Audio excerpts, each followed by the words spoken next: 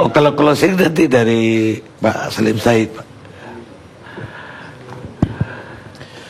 Baik Pak Karni, saya akan menambahkan beberapa hal. Yang pertama terkait dengan konteks yang kita bahas ini, polisi itu pada posisi yang pasif, dikatakan Pak Arif tadi, di mana kepolisian diminta oleh Kemendagri untuk menyampaikan calonnya, yang dalam surat itu tidak disebutkan siapa orangnya dan daerahnya mana. Itu yang harus kita pahami pertama. Yang kedua, polisi itu berpikir positive thinking terhadap Kemendagri, yang tentunya Kemendagri itu menginginkan bahwa pilkada itu bisa berjalan dengan aman, lancar, kondusif, dan netral. Nah, ini yang kita pedomani. Nah, terkait surat, Polri masih membahasnya. Dan sampai saat ini belum kita kirim ke Mendagri. Bisa diiyakan, bisa tidak. Dan ini akan dibicarakan nantinya dengan Pak Kapolri, mungkin dengan tadi disampaikan dengan Pak Soni, dengan Pak Menko Polhukam, dengan Pak Mendagri. Dan yang terakhir saya ingin menyampaikan adanya munculnya kecurigaan tentang netralitas, di mana nanti andaikan ada Pati Polri yang ditunjuk menjadi PLT atau PJ yang akan berdiri jabatan PJ Gubernur, karena kita harus memahami bahwa proses pilkada itu adalah proses demokrasi, ada pengawas-pengawasnya, ada KPU, ada Bawaslu, ada LSM, apalagi ada media sosial. Kalau pejabat Polri itu melakukan satu tindakan yang tidak netral, ini gampang sekali, nggak perlu lapor, masukkan aja media sosial sampai. Yang kita tanyakan, apakah kita tidak mempercayai kepada Bawaslu yang melakukan pengawasan itu? Nah, ini harus kita pahami. Ada lagi relawan yang sangat concern pada proses demokrasi ini. Nah, pada akhirnya saya ingin menegaskan, jangan ragukan netralitas Polri. Baik, terima kasih. Baik, saya senang sekali kalau Pak Gatot buka pembicaraan soal netralitas, tadi juga Pak Susno juga ya.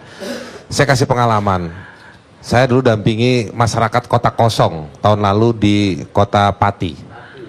Di Pati. Dan salah satu temuan kami adalah ada dugaan keterlibatan pihak kepolisian. Kami tanggung jawab, kami bawa bukti, kami laporkan ke Bawaslu. Alhamdulillah nggak ada respon. Gitu, ya kan? Nah itu satu. Yang kedua, tadi saya juga ngobrol juga sama Pak Irman.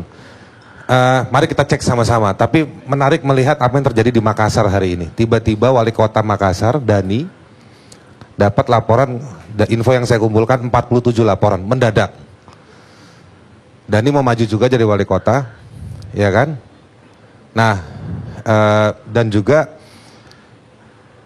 rumors yang coba saya kumpulkan. Jadi menarik kan, ngumpulin rumors gitu ya. Kalau dalam kepolisian itu penyelidikan lah kira-kira. Itu karena wali kota menagih menagih pajak dari Bosowa, ya kan, menagih pajak.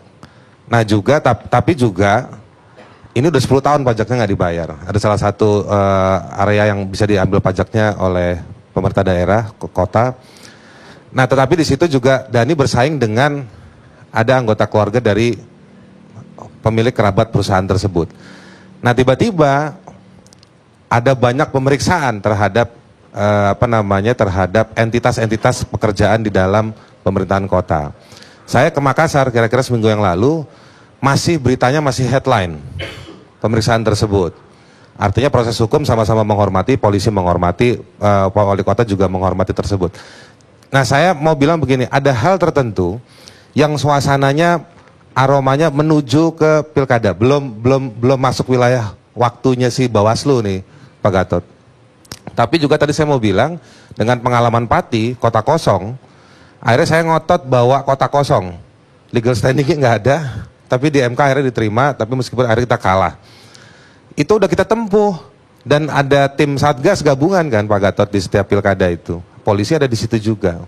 Kita bawa sampai Jakarta, alhamdulillah konsisten, gak ada respon juga.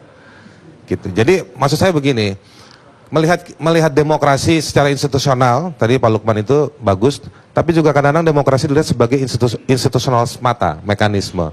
Tetapi ada situasi yang mekanisme tidak bisa bekerja, atau ada situasi di mana aturan hukum dan mekanisme itu dia tidak, percepatannya, speednya tidak seperti perkembangan di lapangan.